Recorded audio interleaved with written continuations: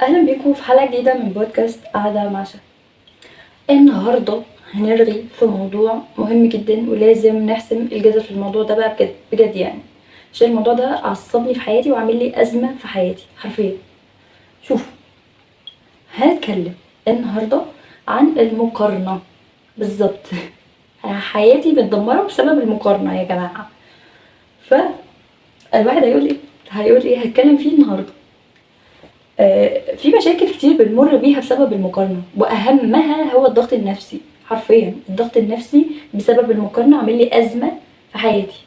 والله بنعيش خوف وتوتر وقلق، وأحيانا بنخاف من مستقبلنا وبنخاف من اللي جاي، بنخاف من المجهول حرفيا يعني.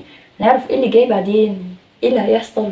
كل ده بسبب ان احنا بنقارن حياتنا الواقعية اللي احنا عايشين فيها بحياة ناس تانية، سواء في السوشيال ميديا او ناس عايشين معانا في ارض الواقع. فاللي انا عايزه اقوله، انا مش هقول كلام اتحرق كتير. انا عايزه اقولك نعمل ايه علشان نتخطى المقارنه دي. المقارنه موضوع مش بالساهل ان احنا نسيبه 100% او نتخلص منه 100%، ولكن نقدر نسيطر عليه بشويه حاجات كده وشويه ادويه كده حلوين. نقدر نسيطر على المقارنه اللي هي انا حاليا باخد العلاج ده كل يوم. باخد له حباية والله.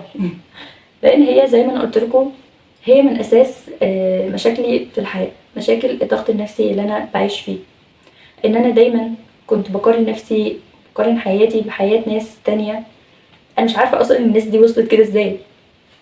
يعني انا مش عارفة هم مروا بايه علشان يوصلوا لكده. انا مش عارفة قد ايه تعبوا علشان يوصلوا للحياة دي.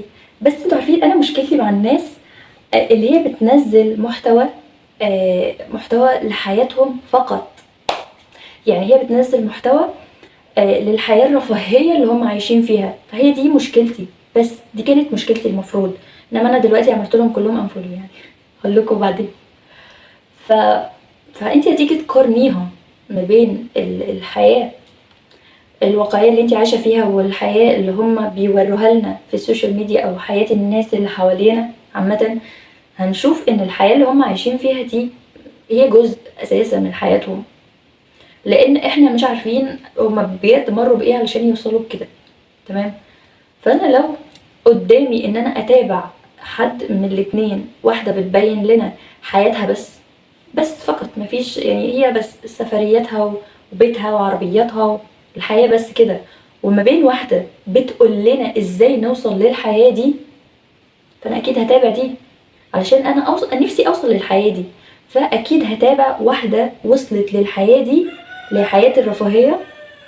الديك بيمثل عليها لحياة الرفاهية.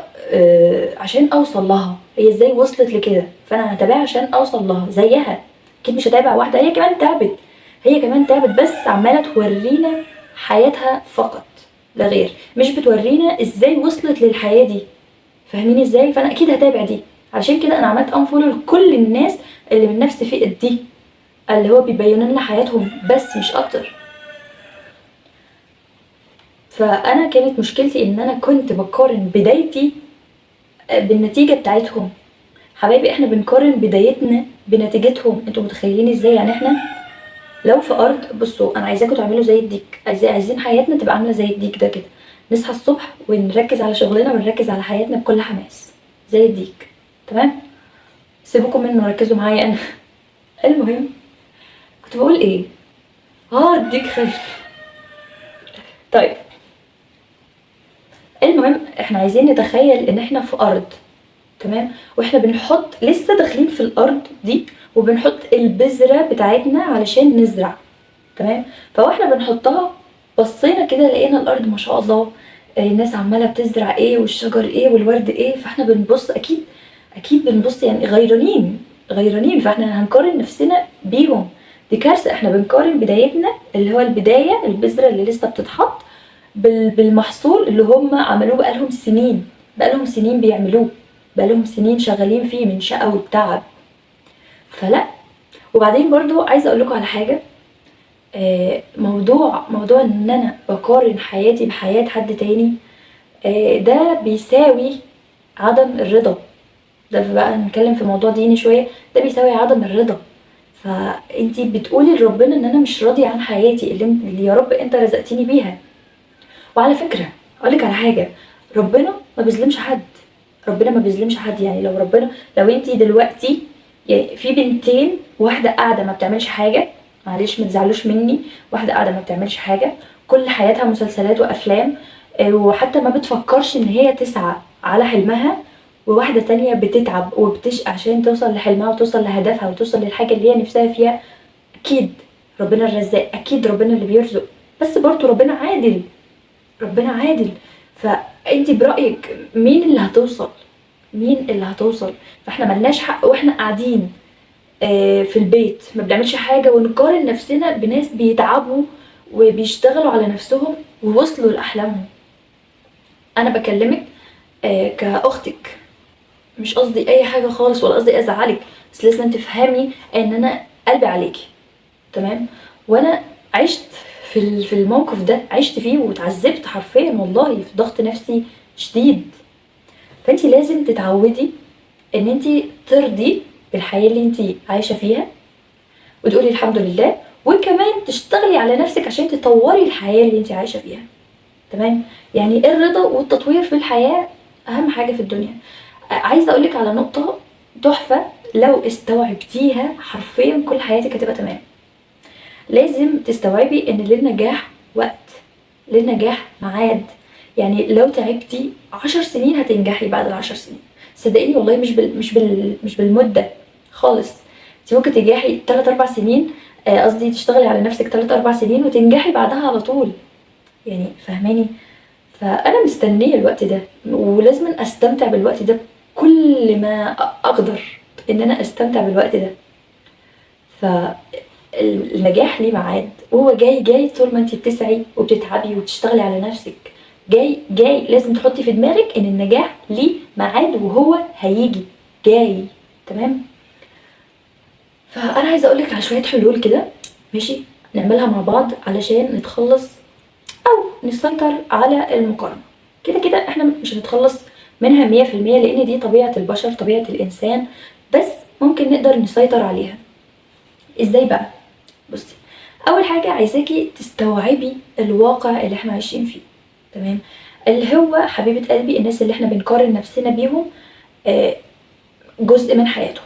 الجزء اللي هما بيوروه لنا ده جزء من حياتهم، بس لازم نستوعب الواقع، لان مفيش حد بيوصل للحياه دي الا بتعب وشقى وطلعان عين يعني. تمام. تاني حاجه لازم تعملي زي ما انا عملت، نعمل انفولو لكل الناس اللي مش لازمانا في حياتنا. انتي مش لازماني في حياتي، انتي عماله بتوريني حياتك المرفهه وبس كده، وانا اللي عماله اخد ضغط نفسي وقلق وتوتر وانتي عايشه حياتك وكله تمام. فنعمل لهم انفولو ونرتاح ونريح دماغنا. تمام. ونتابع مين بقى؟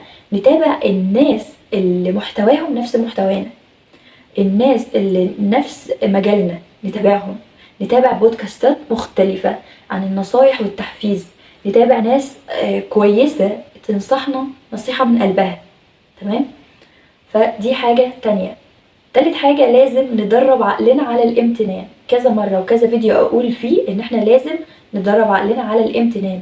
كل ما نمتن لحاجة او نحمد ربنا على حاجة بتزيد بركة. لما نقول يا رب الحمد لله على صحتي، يا رب الحمد لله انا صحتي النهارده كويسه، فهسعى بقى واشتغل على حلمي. الحمد لله يا رب ان انا عندي حلم اصلا. في ناس زي كده من سنتين ما كانش عندها حلم وكانت مفحوطه والله العظيم. فلازم تمتني، لازم تدربي عقلك على الامتنان. خلاص. حاجه كمان، نركز على نفسنا.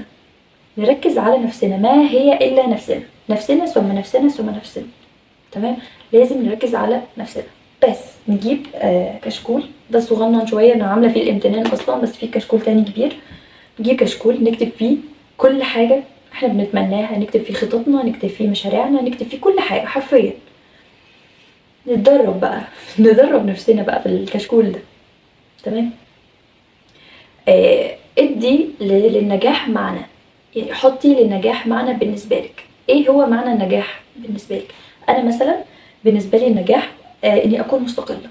بالنسبه لي النجاح اني افرح اهلي. في بنات تانية بالنسبه لها نجاح ان هي مثلا تشتغل في شركه كذا. بالنسبه لها النجاح ان هي تسافر، بالنسبه لها النجاح ان هي تطور من نفسها.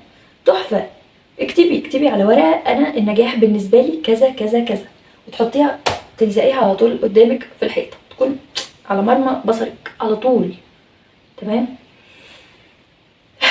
حاولي تقللي السوشيال ميديا. خلاص، حاولي تقللي السوشيال ميديا، تعملي دايت للسوشيال ميديا. تمام. يعني يومين كده، يومين من غير سوشيال ميديا، يوم من غير سوشيال ميديا.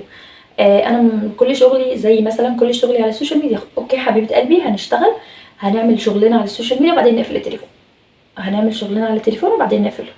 خلاص تمام. وندرب نفسنا ان احنا نتخلى عن التليفون واحده واحده، وهو ده هيساعدنا ان احنا نقلل ان احنا نقارن حياتنا بحياه غيرنا. بس انا كده خلصت، وانا فرحانه جدا ان انا اتكلمت في الموضوع ده، لان هو موضوع مهم جدا ومن اساسيات مشاكل كتير قوي عند البنات. يعني من الجذور المفروض نقطعها تماما عشان نحل مشاكل كتير في حياتنا. فما تنسوش ان الرحله لسه مستمره والقطر لسه ماشي، وكل يوم في حلقه جديده بتكون محطه جديده. فانا عايزاكم تستنوني كل يوم سبت الساعه 8 لو عايزين تكملوا معايا الرحله صح. استنوني في قعده مع شهد.